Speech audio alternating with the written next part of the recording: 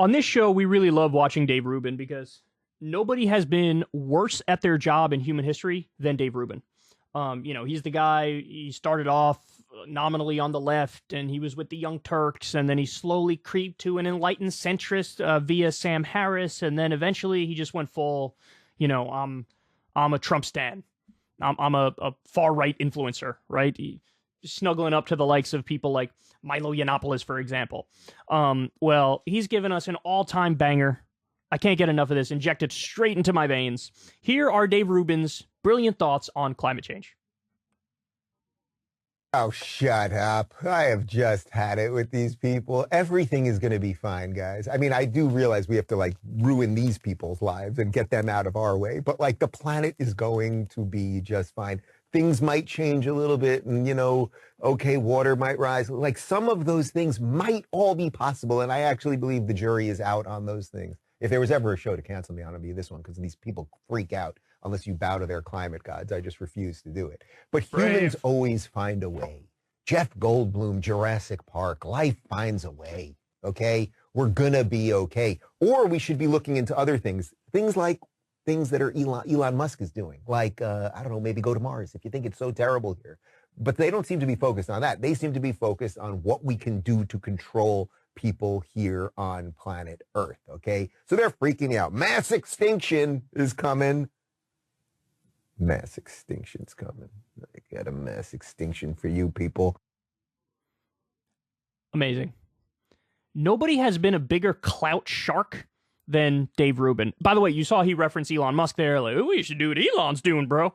The whole reason he's suckling at the Elon teat is because he knows Elon is super popular. And so he's like, oh, let me get a little bit of that popularity, daddy. Give me that, let me suckle at the teat of the Elon, the popularity. Dave, we all see it. We all know what you're doing. While talking about climate change, his big 2 points are, look at Jurassic Park. We'll survive because fictional movie. And, bro, just go to Mars and stuff. You know what I'm saying? On the list of things that can be done and should be done to combat climate change, go to Mars has to be number 413. Literally anything else would be better than that. Anything. I mean, start with the obvious, right? Transition off of fossil fuels. Get to a, less dirty alternative, whatever it may be. Wind, solar. If those don't meet it, nuclear, geothermal. What are we talking about here? Go to Mars? Go to Mars. Do you realize all the different types of technology that would need to be created for us to get to that point? Then you have to create an atmosphere on Mars. Then you have to build out the infrastructure on Mars. Who are we kidding? What are we talking about? Go to Mars. But it's all right, bro. We'll figure it out, because Jurassic Park and stuff, Jurassic Park. Even carbon capture technology. I'm not sure it's there yet, but that would be a way more reasonable thing to say. Then just go to Mars, dog. Just do that. That'll be great and stuff. And he's, the classic was trying to clout shark the popularity off of Elon Musk. Well, Dave, I got news for you. Remember, there was an interview Elon did about 12 years ago where he says, I'm going to put a person on Mars in 10 years. Oops. Whatever happened to that? But none of this this doesn't matter. Because look, he views his job. I am the right-wing commentator guy. He did the whole I left the left thing, which was when he was more popular, by the way, because there was the plausible deniability of I'm a liberal, but I still think conservatives are right about absolutely everything. Aren't I such a great liberal? And then, that no longer novel. And so eventually he went all in, and it's I'm just a conservative commentator now. But Dave, other people do it better. Ben Shapiro is better than you. Steven Crowder is better than you. You are the worst propagandist of all time. Jurassic Park, therefore climate change, defeated, debunked. Just go to Mars and stuff, Doug. Just go to Mars. And I love how flippant they are. They're so flippant. By the way, even if you take out the whole climate apocalypse thing, take that out of the picture.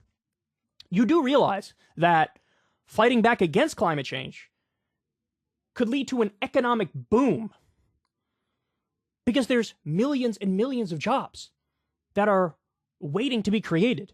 We can get patents on the new technology, which would mean that the rest of the world are dependent on stuff we created. It could usher in a new golden era for the U.S. economy.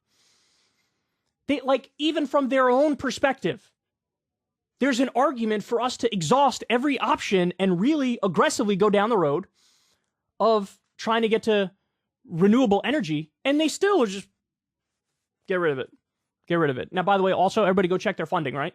Like, I'm sure Dave's getting money from one of the right-wing think tanks. I'm sure the right-wing think tank is getting money from oil and gas. And so they're just, he's a narrative humper. He is a narrative humper. We just discussed a study that came out the other week. The past 8 years have been the warmest ever recorded. Ever.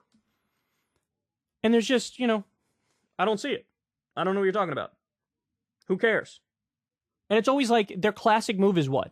Pick out the goofiest people on the left who are the most annoying, obnoxious, and make the worst points. And then use that to say, none of the ideas on the left on any issue are correct. It's such low-hanging fruit. It's the lowest hanging fruit of all time. And look, I would be talking about others on the right who are denying climate change, but it's not like any of their arguments are better than Dave Rubin's. We got Jurassic Park, and we got Go to Mars. And you saw, guys, you've all seen it, the way the goalposts have changed over the years when it comes to climate change. It was like, they were originally like, it's not happening, bro. It's not even happening. I don't even know what you're talking about. It's fake. It's not even real. And then when that became, when they couldn't make that argument anymore, they switched it to, all right, maybe it's happening, but it's based. It's good. I like tropical weather. It's going to bring us tropical weather. That's awesome, right? And then they moved the goalposts again. And they moved the goalposts again after that. And, eventually they landed on, like, it's happening, but it's not man-made. And so there's nothing we can do about it. And it'll, like, destroy our economy if we try at all. That's not true. None of that's true. That's all bullshit. It could help the economy to go in a different direction. In fact, it absolutely will help the economy to go in a different direction. We just had the IRA, the Inflation Reduction Act, which, one of the provisions of it is to send like $80 billion for made in America products that are green technology. Go ahead, argue against that. We'd love to see it. If you're wondering, hey, why did the Democrats do okay in the midterms?